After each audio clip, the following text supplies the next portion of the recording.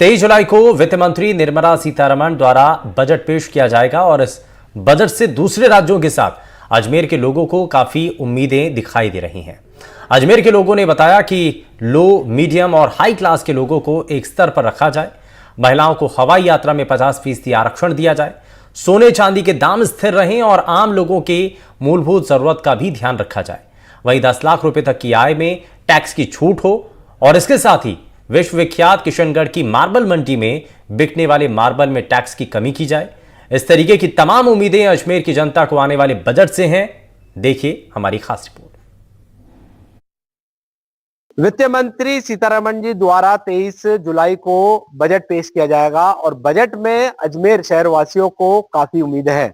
अजमेर के इस वक्त हमारे साथ में काफी व्यवसायिक भी हैं, गृहिणी भी है और प्राइवेट वर्ग में काम करने वाले लोग भी हैं। उनसे हम जानेंगे किस तरीके की उनकी मांग है कि इस बजट में उनके लिए क्या होना चाहिए। सबसे पहले हम बात कर लेते हैं होटल व्यवसायी, जो होटल व्यवसायी से जुड़े हुए हैं। सर, बजट पेश होने वाला है, क्या चाहते हैं, किस तरीके का बजट होना चाहिए? वैसे तो आने वाला बजट मोदी सरकार का जो तीसरा कार्यकाल प्रारंभ हुआ है उसका जो बजट पेश होने वाला है वो 1947 की जो स्थिति थी, क्योंकि हम अभी अमृत महोत्सव मनाने जा रहे हैं। आने वाला बजट इतना अच्छा होगा कि 2047 का उसमें विजन डॉक्यूमेंट होगा और आने वाला देश कैसे चलेगा उसका एक प्रारूप होगा उसके अंदर। और इसके अंदर पूरे देश के अंदर जिसकी जो आवश्यकताएं हैं, अधिकांश आवश्यकताएं पूरी होगी और बहुत ही अच्छा बजट पेश करने वाली है निर्मला जी। होटल व्यवसाय में क्या चाहते हैं, कैसा? नहीं, होटल व्यवसाय तो जो चल रहा है ठीक चल रहा है। होटल व्यवसाय में तो विशेष केंद्र क्या करता है देखने वाली बात है। कोई राहत दे देंगे तो स्वागत है उसका। वैसे तो अभी जो अजमेर में जो होटल जिस प्रकार के चल रहे हैं उसमें 12% जीएसटी लगता है। अब उसमें 1000 रुपये के रूम तक यदि उसको फ्री कर दे जीएसटी से, ये जरूर होटल व्यवसायों की डिमांड है इस बार। वो यदि हो जाता तो अच्छा है। बिल्कुल, देखिए यहाँ पर होटल व्यवसायी जी के जो संचालक हैं उन्होंने कहा है कि 1200 रुपए लगता है, उसको 1000 रुपए 1000 तक टैक्स फ्री कर दिया जाए। यहाँ पर देखिए जो विश्व की सबसे बड़ी मार्बल मंडी है, वहां से भी किशनगढ़ से भी कुछ लोग आए हुए हैं।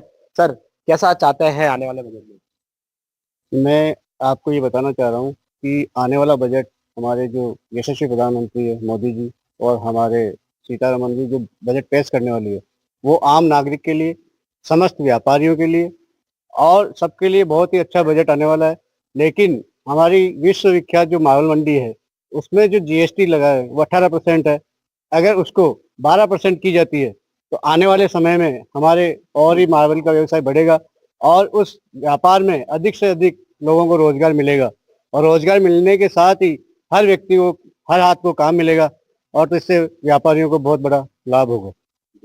आप बताएं किस तरीके से देखते हैं आने वाले बजट? देखिए, जो बजट है ये निश्चित रूप से लोगों की बहुत अपेक्षा है इस बजट से कि जो टैक्स में रियायत इस बजट के अंदर मिलनी चाहिए। मध्यम वर्ग को जिस प्रकार उम्मीदें हैं, इनकम टैक्स एक बहुत बड़ा फैक्टर रहता है मध्यम वर्ग के लिए और कर्मचारी वर्ग के लिए। दूसरा, कैपिटल गेन टैक्स जो है उसके अंदर छूट मिलनी चाहिए, ये इस बार की उम्मीद है सरकार से। मोटे तौर पर यदि बात करें तो जब से मोदी सरकार आई है उन्होंने पूरी तरह से व्यापार को कैशलेस करने की और कदम बढ़ाया है और हम देखते हैं हर जगह क्यूआर कोड्स लगे हैं और लोग ऑनलाइन पेमेंट करते हैं। लेकिन यदि टैक्स में रियायत दी जाए और टैक्स स्लैब में कुछ बढ़ावा दिया जाए कि 10 लाख तक टैक्स फ्री हो, तो निश्चित रूप से जो हम ट्रांजेक्शन देखते हैं कि लोग परचेज करने से डरते हैं कि मैं एक नंबर में पेमेंट करूंगा या ऑनलाइन पेमेंट करूंगा तो मेरे को शायद बुक्स में शो करने में प्रॉब्लम आएगी। तो उस और यदि टैक्स में रियायत दी जाएगी तो निश्चित रूप से व्यापार में भी हमें और बढ़त देखने को मिलेगी। बिल्कुल, देखिए यहाँ पर 10 लाख रुपए के टैक्स फ्री करने की यहाँ पर बात की गई है। और भी कुछ लोग हैं हमारे साथ में। सर, 23 तारीख को बजट आने वाला है, कैसा देखते हैं, क्या होना चाहिए? देखिए, मोदी सरकार का तीसरे कार्यकाल का ये बजट 2047 को लेकर एक विजन डॉक्यूमेंट के रूप में होगा और हम सब चाहते हैं कि इसमें सभी वर्गों को समावेश किया जाए, सर्वस्पर्शी बजट प्रस्तुत किया जाए और इसमें किसानों के लिए विशेष रूप से कुछ रियायत दी जाए। और मेरा ये मानना है कि जो सरकार जो टैक्स ले रही है, टैक्स बजट स्लैब में भी कुछ छूट दी जाए, क्योंकि लंबे समय से इसकी मांग की जा रही है। और जो सरकार डिजिटल पेमेंट पे डिजिटल पेमेंट जो हो रहा है उसके ऊपर भी कुछ छूट दी जाए, ताकि क्या है कि डिजिटल पेमेंट से एक तो ट्रांसपेरेंसी आएगी और क्लियरेंसी आएगी। जो लोग डिजिटल पेमेंट का उपयोग कर रहे हैं उनको किसी प्रकार की रिबेट दी जाए, ये हम मांग करते हैं। आप बताएं, आप स्टूडेंट भी हैं और किस तरीके का बजट देखते हैं? निश्चित रूप से मुझे लगता है कि 23 जुलाई का दिन भारत के लिए एक ऐतिहासिक दिन होने वाला है, क्योंकि ये मोदी सरकार का 13वां और निर्मला सीतारमण जी का 7वां बजट पेश होने वाला है। और मुझे लगता है कि वित्त मंत्री के नाते पहली महिला वित्त मंत्री होने वाली है जो कि 7वां बजट पेश करेगी। मुझे लगता है कि ये एक ऐतिहासिक बजट होगा और लोगों को उम्मीदें इस नाते से ज्यादा है क्योंकि हर बार जब जब मोदी जी का पिटारा खुला है तो बहुत सारी चीजें अजमेर को, राजस्थान को और देश भर को दी गई है। ऐसे के अंदर अजमेर इसलिए उम्मीदें ज्यादा रखता है क्योंकि अजमेर को माननीय मोदी जी ने हमेशा अपनी संसदीय क्षेत्र वाराणसी के बराबर रखा है। जब उन्होंने स्मार्ट सिटी की सौगातें जब देश को दी थी तब वाराणसी के साथ में अजमेर को दी थी। ऐसे में अजमेर वासियों की, विशेषकर युवाओं की ज्यादा उम्मीदें इसलिए क्योंकि युवा ये चाहता है कि रोजगार के अवसर, जैसे मोदी जी ने लगातार आत्मनिर्भर भारत की संकल्पना के अंदर बनाए हैं, स्टार्टअप के ऊपर युवाओं को लोन देने की बात की है। इसलिए युवाओं को विशेष रूप से ये इस बात की खुशी रहेगी इस आने वाले बजट के अंदर भी, और इंतजार भी रहेगा कि युवाओं को लेकर के विशेष उत्साह मिले। और अजमेर को जिस प्रकार की एआरसीपी वाली जो योजना राजस्थान को मिली है उसके अंदर मोदी सरकार का भी बहुत बड़ा योगदान है, उसके लिए भी एक बड़ा बजट मुझे लगता है कि इस बजट के अंदर एक बड़े सौगात हम सबको मिल सकती है। इसके अलावा अगर बात करें तो इससे पहले के जो बजट मोदी जी ने दिए तो उनके अंदर हमेशा कुछ ना कुछ अजमेर को और राजस्थान को मिला, इसलिए उम्मीदें ज्यादा है। और दूसरा मैं एक बात बताना चाहूंगा, बजट वो एक महत्वपूर्ण चीज होती है। हम हमारे घर के भी महीने भर का जब राशन या व्यवस्था करते हैं तो हम ये तय करते हैं कि हमारे पास ये इनकम है, इसको हम किस प्रकार से चलाएंगे। तो देश का जो बजट होता है वो देश को हम आने वाले समय में किस प्रकार से चलाएंगे इस बात को तय करने वाला होता है। मुझे लगता है कि ये जो बजट निर्मला सीतारमण जी 23 तारीख को पेश करेगी वो विकसित भारत की जो संकल्पना है उसको साकार करेगा और 5 ट्रिलियन की जो इकोनॉमी भारत जिस और अग्रसर होने वाला है उसको साकार करने वाला है। और मैं समझता हूँ पूरा विश्व इस बजट को बहुत बेसब्री से इंतजार कर रहा है, क्योंकि इस पिटारे का न सिर्फ भारत और भारतवासियों के ऊपर असर पड़ेगा, मुझे लगता है पूरा विश्व इस बजट का इंतजार कर रहा है। बिल्कुल, देखिए यहाँ पर युवा और स्टूडेंट होने के नाते इन्होंने युवा जो बेरोजगार हैं उनको किस तरीके से रोजगार दिया जाए प्राइवेट सेक्टर में या सरकारी सेक्टर में, उस पर भी युवाओं का काफी ध्यान यहाँ पर रहने वाला है। कुछ महिलाएं भी हमारे साथ में हैं। मैम, किस तरीके से देखते हैं रसोई को, जो किस तरीके से मैनेज करें अभी, जिस तरीके से क्या समझते हैं महंगाई है, आने वाला बजट जो आने वाला है कैसे मैनेज है? देखिए, पिछले 10 साल में हमारे प्रधानमंत्री जी ने महिलाओं को बहुत कुछ दिया है, चाहे वो उज्ज्वला कनेक्शन हो, आवास योजना हो, इतना सब कुछ दिया है। इस बार हम चाहते हैं, प्रधानमंत्री मोदी जी ने एसएसजी ग्रुप की महिलाओं के लिए लखपति दीदी की योजना लेके आए थे, परंतु जब हम ग्रामीण क्षेत्र के अंदर जाते हैं महिलाएं बहुत काम करती है, उन महिलाओं को प्रॉपर प्लेटफॉर्म नहीं मिल पा रहा, उन तक हमारी बातें पहुंच नहीं पाती। तो मैं चाहती हूँ हम इस बार बजट के अंदर वो एसएचजी ग्रुप की महिला छोटे लघु उद्योग में अपना काम करती है उनको केंद्र तक आकर उनको बढ़ावा मिले। साथ ही बहुत सारी महिलाएं समूह के अंदर यात्रा करती है।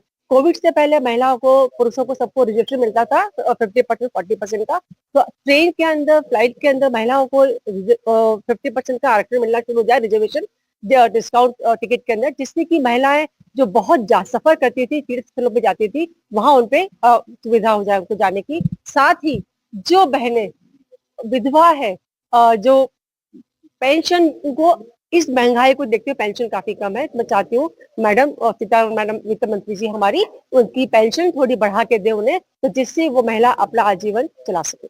बिल्कुल। अब हमारे साथ में किसान वर्ग के भी कुछ लोग हैं, कैसा देखते हैं आने वाला बजट? देखो, भारत एक कृषि प्रधान देश है। इस देश के अंदर 70% जनता ग्रामीण परिवेश में निवास करती है। जब से मोदी जी आए हैं इन्होंने किसानों की तरफ, गांव की तरफ ध्यान दिया है, गांव के अंदर शौचालय भी बनाए और पेंशन में भी वृद्धि की है। और अभी भी हम जो मैडम ने कहा है कि भाई ग्रामीण क्षेत्र के जो पेंशन मिल रही है उसको थोड़ा बढ़ावा दिया जाए। और दूसरी बात, इस बजट के अंदर जो प्रधानमंत्री आवास बन रहे हैं स्वीकृत हुए 4 लाख की घोषणा हुई है, उसके अंदर भी और वृद्धि करेंगे और किसान हित के अंदर ज्यादा से ज्यादा इन्होंने फायदा भी किया और भविष्य में भी ये करते रहेंगे। हमें ये आशा है मोदी के शासन में आने के बाद में सबसे बड़ी बात है, चाहे बजट कैसा भी हो, मैं अंतरात्मा से खुश हूँ। अगर ये मोदी जी सरकार नहीं आती, मोदी जी नहीं आते प्रधानमंत्री, तो इस देश का कायाकल्प नहीं होता, इस देश की दशा ही बिगड़ जाती, दूसरे लोगों का हुकूमत हो जाता है। यहाँ अत्याचार बहुत ज्यादा बढ़ गए थे हिंदुस्तान में, मोदी आने के बाद में अत्याचार कम हुए हैं। यहाँ निम्बर पंडितों की एक साथ डोडा जिले के अंदर हत्या हो रही थी, पहले 5-5 सैनिकों के सिर काट करके ले जा रहे थे। बजट से हमें दुख नहीं, अगर अच्छा हो चाहे बुरा हो, और देश की अर्थव्यवस्था या देश का अनुशासन जो था वो मजबूत हो गया। 5-5 सैनिकों के सिर काट करके पाकिस्तानी टोकरे मार के वहां ले जा रहे थे। इस देश का मुख्य प्रधानमंत्री मूक दर्शन करके बैठा रहा और वहां ये मोदी जी आने के बाद में इन्होंने उनको मुंह तोड़ जवाब दिया, उनके घर में घुस के मारा। और मुझे आशा है कि किसान के लिए, ग्रामीण क्षेत्र के लिए, पंचायती राज के लिए, इसको मजबूत करने के लिए मोदी जी अच्छा बजट पेश करेंगे। सीतारमण जी जो है अपनी वित्त मंत्री, हमें आशा है कि वो अच्छा ही करेंगे, बुरा कभी नहीं करेंगे। बिल्कुल, यहाँ पर देखिए जो किसान वर्ग के लोग हैं, इनका कहना है कि बजट चाहे अच्छा हो या बुरा हो, मगर प्रधानमंत्री नरेंद्र मोदी के प्रधानमंत्री बनने के बाद फिर से भारत नई ऊंचाइयों को छू रहा है और देश हित में लगातार काम हो रहा है। कुछ और लोग भी हमारे साथ में हैं। कैसा देखते हैं बजट? पहली बार मैंने वोट दिया था 2014 में नरेंद्र मोदी जी को, तब से लेकर और अब तक काम एकदम बहुत बढ़िया हुआ है। और अब वो तीसरी बार लगातार प्रधानमंत्री बन गए हैं। और आगे बजट में वित्त मंत्री जो सीतारमण जी है वो अच्छा पेश करेंगी और राजस्थान और अजमेर के लिए अच्छी सौगातें लाएंगी और आगे देश बढ़ता रहेगा। 2047 तक ऐसे ही चलता रहेगा। बिल्कुल, 2047 तक देश ऐसे ही बढ़ता रहेगा और जो सीतारमण जी हैं उनके बजट पर काफी शहरवासियों को काफी उम्मीद है। आप कैसा देखते हैं? मोदी सरकार का तीसरा कार्यकाल लोक कल्याणकारी होगा और सर्वस्पर्शी होगा। जैसा कि हम देखते हैं कि 2 सरकारों में मोदी जी सरकार ने समाज के प्रत्येक वर्ग को और प्रत्येक भाग को छुआ है अपने बजट से, और कोई ना कोई योजना से समाज के प्रत्येक वर्ग का उन्होंने उद्धार करने का प्रयास किया है। विश्व की अर्थव्यवस्था हो, चाहे विदेश नीति हो, चाहे मध्यम वर्ग हो, निम्न मध्यम वर्ग हो, सभी वर्गों के लिए मोदी जी की योजनाएं प्रभावित करती आई है और सभी वर्ग इसमें लाभान्वित हुआ है। तो आशा करते हैं कि मोदी सरकार का बजट इस बार भी बहुत लोक कल्याणकारी होगा। और लोग हमारे साथ में हैं। सर, किस तरीके से देखते हैं बजट आने वाला? बजट, केंद्रीय बजट में जो है निर्मला सीतारमण जी से आशा ये है कि वो आम जन को राहत पहुंचे। आम जनता को जो महंगाई का जो थोड़ा दौर है उससे राहत होनी चाहिए। दूसरा जो बेरोजगारी है, दूसरे मुद्दे हैं, उन पर भी ध्यान दिया जाए जिससे रोजगार के अवसर ज्यादा पैदा हो।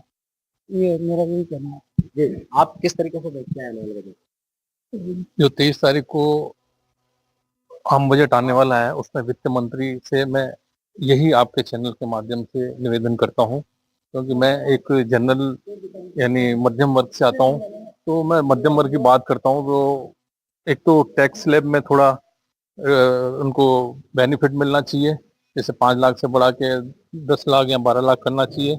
दूसरा, जो आम जनता के उपयोग में आने वाली वस्तुएं हैं उन पे भी इनको वेट वगैरह कम करना चाहिए। और जो राजस्थान में पेट्रोल के दाम थोड़े ज्यादा हैं तो उस पे भी वेट कम करके जो सरकार ने बोला था उसको भी उनको कम करना चाहिए, तो जैसे उनमें भी राहत मिले। दूसरा, जो पुष्कर का पर्यटन के हिसाब से अच्छा उसमें विकास करें, तो जैसे पर्यटन पे भी यहाँ पे ज्यादा लोग बाग आ सके और यहाँ पे रोजगार के और ज्यादा अवसर मिले।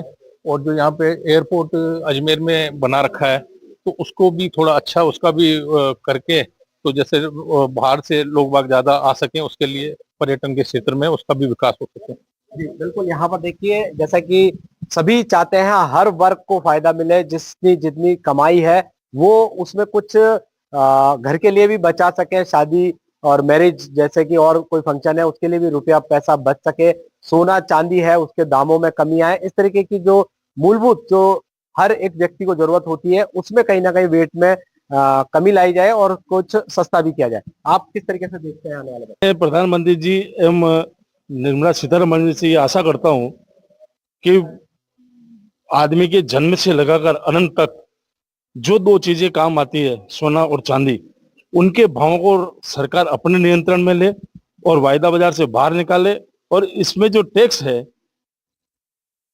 उसको कम करे। और जो बार बार फ्लक्चुएशन आता है, कभी भाव रेट से 3-4 हजार रुपए ऊपर चला जाता है, कभी भाव 3-4 हजार रुपए नीचे चला जाता है, तो ग्राहक कंफ्यूज हो जाता है दुकान पे आते हैं कि भाई भाव हमने ये देखे और बाजार में ये भाव है। तो इसका एक फिक्सेशन ऐसा हो जाए कि सुबह भाव खुले तो वो शाम तक ऐसे ही रहे, या 1 महीने में भाव खुले तो 1 महीने तक ऐसे ही रहे, तो उससे आम आदमी प्रभावित नहीं हो, उसका काम चलता रहे। और ये बहुत ही महत्वपूर्ण चीजें हैं दोनों। इसके लिए हम सरकार से अपील भी करते हैं, मांग भी करते हैं, क्योंकि इसके ऊपर नीचे होने से हमारा व्यवसाय गड़बड़ा गया, जो नीचे के कारीगर लोग हैं वो परेशान हो गए, क्योंकि अंत समय में लोगों को शोरूम दिखता है, वो घड़ाने नहीं जा सकता, समय पे उसका काम नहीं हो सकता। अगर भाव स्टेबल हो तो नीचे के जो हमारे कारीगर वर्ग के लोग हैं उनको काम मिलता रहे, रोजगार मिलता रहे, ऐसी आशा करते हैं। जय भारत। तो ये थे अजमेर की तमाम जनता, जिसमें व्यावसायिक भी थे, निजी कर्मचारी भी थे, सरकारी कर्मचारी भी थे और पार्टी संगठन से भी जुड़े लोग थे। और सभी की मांग है कि जो निचले स्तर के जो लोग हैं, जो मिडिल क्लास है और जो हाई क्लास है, उन सभी को समान वर्ग में रखा जाए और सभी को अपने अपने स्तर पर जो महंगाई है वो कमी हो, और जो अलग अलग लोगों को जो टैक्स बड़ी संख्या में जो चुकाए जा रहे हैं वो कहीं ना कहीं कम किए जाए। आगामी 23 जुलाई को केंद्रीय मंत्री सीतारमण जी केंद्र का बजट पेश करने जा रही हैं और अजमेर के लिए क्या मांग रहेंगी, ये जानने के लिए अजमेर दक्षिण से विधायक और पूर्व मंत्री अनीता बदील जी हमारे साथ हैं। मैम, सीतारमण जी बजट पेश करने जा रही है, क्या उम्मीद है? देखिए, मोदी जी के नेतृत्व वाली 3.0 की सरकार में निश्चित रूप से 2047 के विकसित भारत की नींव रखी गई है और इसी नींव को सुदृढ़ करने के लिए बजट में इंफ्रास्ट्रक्चर को लेकर के, चाहे वो एयर कनेक्टिविटी हो, चाहे वो रेल कनेक्टिविटी हो या सड़क की कनेक्टिविटी हो, उसके को ध्यान में रखते हुए मोदी जी की 2 सरकारों में भी बहुत जबरदस्त काम हुआ है। इस सरकार में भी बहुत अच्छा काम होने की संभावना है। वो शहर जो अभी तक एयर कनेक्टिविटी से छूटे हुए थे, वो शहर भी अब जुड़ गए हैं और उनके एयर कनेक्टिविटी का काम बहुत तेजी से विस्तार पा रहा है। तो हवाई चप्पल वाला भी हवाई जहाज में सफर कर सकता है। इस सिद्धांत को उन्होंने ना केवल लागू किया बल्कि हकीकत में बदला है, तो ये बहुत बड़ी बात है। साथ में मैं ये कहूंगी कि पहले रोटी, कपड़ा और मकान ये आवश्यकता होती थी, लेकिन अब मकान आवश्यकता मेरे को लगता है कि रह गई है। उस मकान के लिए प्रधानमंत्री आवास योजना में जो लक्ष्य मोदी जी ने 3 करोड़ का रखा है, उस लक्ष्य के को ध्यान में रखते हुए बजट में प्रावधान किया जाएगा। गरीब के कल्याण की विभिन्न प्रकार की योजनाएं इसमें होंगी और विशेषकर रोजगार को ध्यान में रखते हुए कि गरीब को कैसे रोजगार मिले, वो अपनी रोजी रोटी कैसे कमा सके, उसको काम कैसे मिल सकते। स्किल इंडिया का जो बीड़ा उन्होंने उठाया था, उस स्किल इंडिया के बीड़े को और द्रुत गति से नए फील्ड खोलते हुए, नए क्षेत्र खोलते हुए, जो एआई आया है और जो स्किल इंडिया जो आया है, उसके नए फीचर्स के साथ में, उसको नए स्किल के साथ में हम नए आने वाले बच्चों को तैयार करने वाले हैं। क्योंकि भारत युवा शक्ति है और इस युवा शक्ति की शक्ति को यदि काम नहीं मिला तो ये गलत दिशा में भी जा सकती है। इसलिए इसको काम देने की कवायद इस बजट में निर्मला जी और मोदी जी करने वाले हैं। वित्त मंत्री जी को सबसे पहले कहाँ फोकस करना चाहिए? देखिए, वित्त मंत्री जी ये ज्यादा अच्छे से समझ सकते हैं क्योंकि वो केंद्र के बजट को देखते हैं। मैंने कभी केंद्र की राजनीति नहीं की, लेकिन हाँ, सामाजिक जीवन जिया है, उस नाते से मैं ये कह सकती हूँ कि युवाओं के रोजगार पर सबसे पहला फोकस वित्त मंत्री जी का होगा, ऐसा मुझे पूर्ण विश्वास है। क्योंकि रोजगार ही उसके पूरे भविष्य की नींव है, भविष्य उसी पर टिका है। परिवार का अर्थतंत्र मजबूत होता है तो फिर परिवार बहुत तेजी से आगे बढ़ता है। और आज के जमाने में जीवन स्तर जिस तरह से ऊंचा उठा है, उस जीवन स्तर को सभी, एक आम गरीब परिवार भी उस मिनिमम स्तर को प्राप्त करना चाहता है। हालांकि मैं ये बात कहना चाहूंगी कि गरीबी रेखा से ऊपर करोड़ों लोग मोदी जी के शासन में उठे हैं और उसका ये प्रत्यक्ष उदाहरण है। नीतियां मोदी जी की योजनाएं, गरीब कल्याण की योजनाएं, सबका साथ, सबका विकास, सबका विश्वास और सबका प्रयास, ये जो मूल मंत्र लेकर के वो चले कि सबका प्रयास, तो उसमें हम सबका प्रयास होने वाला है, इतना मैं कह सकती हूँ। ये थे अजमेर दक्षिण से विधायक अनीता बदील जी और इनका साफ तौर पर कहना है कि आने वाले जो बजट है उसमें युवा बेरोजगारों पर फोकस किया जाएगा और प्रधानमंत्री की जो योजना है उनको भी आम जनता तक पहुंचाने की पूरी उम्मीद है। एनडीटीवी राजस्थान, अजमेर से पवन अटारिया।